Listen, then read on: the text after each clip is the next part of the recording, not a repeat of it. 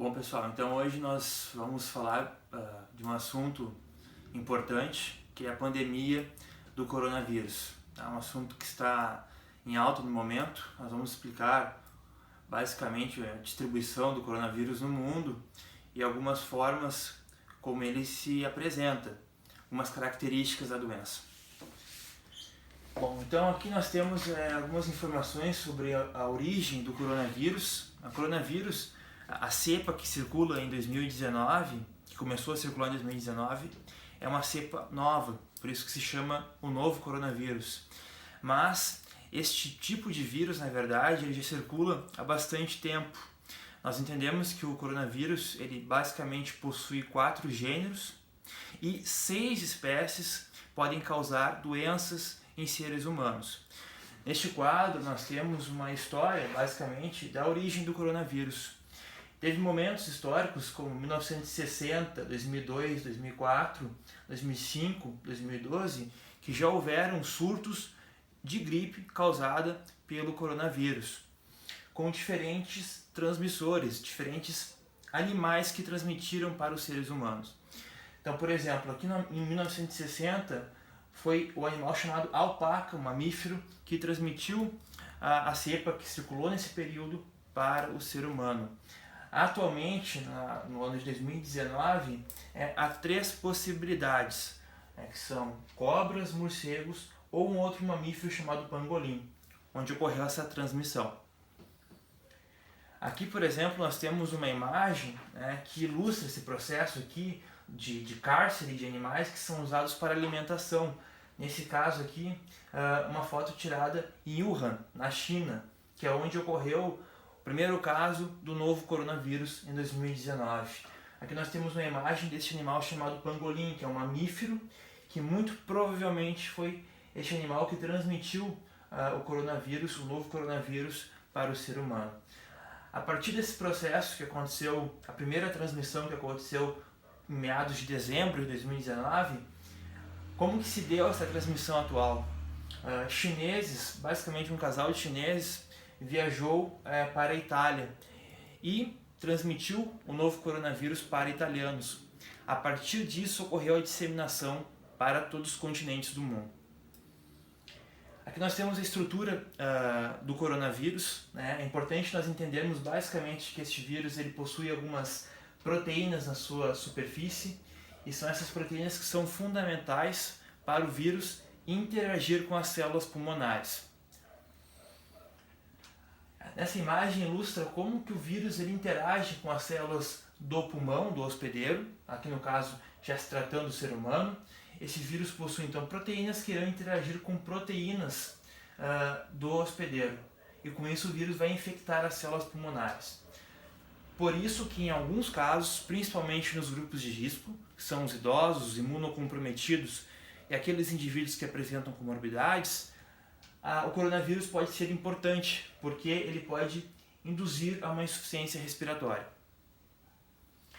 Nós temos dados no mundo todo, do CDC, que é um Centro de Controle de Doenças Infecciosas americano, que acompanha em tempo real o número de infecções causadas pelo coronavírus. Então, atualmente, até o presente momento, nós temos mais de 1 milhão de casos no mundo todo, com mais de 50 mil óbitos. A taxa de letalidade varia em torno de 3 a 5%.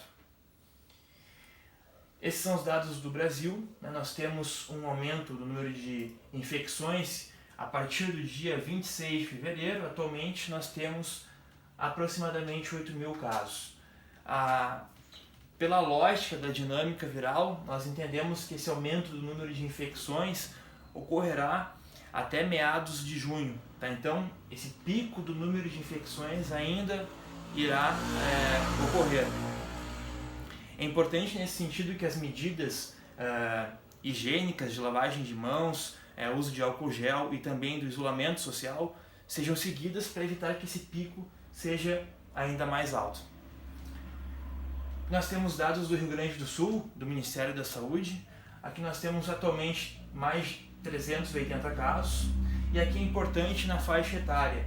Claro que os indivíduos idosos estão naquele grupo de risco, mas podemos ver que aqui no estado do Rio Grande do Sul, nós temos um importante número de casos em indivíduos mais jovens. Por exemplo, há 52 casos em indivíduos na faixa de 20 a 29 anos. Há indivíduos com maior frequência em faixas etárias que não são idosos. Por isso que é importante entender que todas as faixas etárias devem ter cuidado para evitar a transmissão, o contágio do coronavírus. Nós temos uma imagem que ilustra, né, quais são os sintomas. Basicamente, o período de incubação ele varia de 1 semana a 2. O indivíduo assintomático ele pode servir como um transmissor a indivíduos que não tenham vírus. Então é importante a prevenção tanto de assintomáticos como de sintomáticos. Sintomas básicos que podem ocorrer: coriza, dor de garganta e febre. Tá? Aqui nós temos algumas informações sobre a transmissão. Nós sabemos que ela acontece pelo ar, contato pessoal, né? Então deve ser evitado, deve haver um distanciamento social com o objetivo de evitar a disseminação, a transmissão do vírus. E aqui nós temos algumas medidas de prevenção, né? Basicamente a higienização das mãos, evitar tocar mucosas, então isso é importante para evitar que o vírus infecte. Não compartilhar objetos pessoais, manter os ambientes bem ventilados e evitar contato com pessoas que apresentem sinais de possível gripe, né, que esteja relacionada com o coronavírus eventualmente. Aqui nós temos uma imagem que ilustra, né, essa imagem é de São Paulo, que ilustra esse processo de isolamento social que está acontecendo, né? Então 60% dos brasileiros, em média, estão adotando esse isolamento, que é algo importante, que deve ser considerado, sobretudo nos grupos de risco, para evitar essa disseminação do coronavírus. Tá? Então o isolamento social é uma medida que deve ser adotada, na minha opinião, até o final de abril, para evitar que esse contágio seja ainda pior neste período.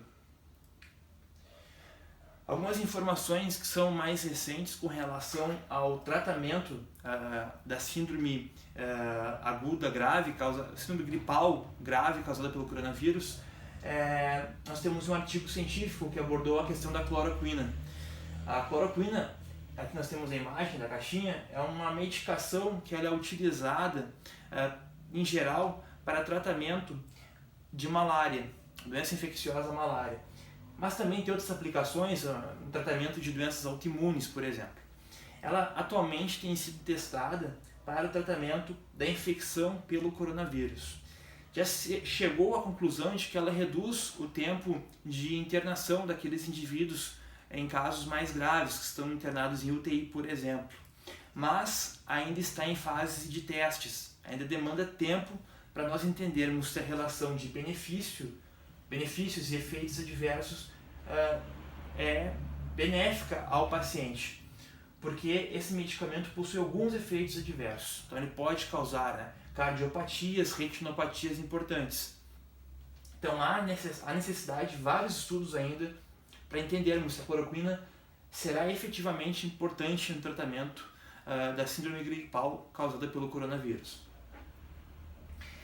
Com relação à vacinação, nós temos atualmente diferentes estudos que estão sendo conduzidos, sobretudo na China.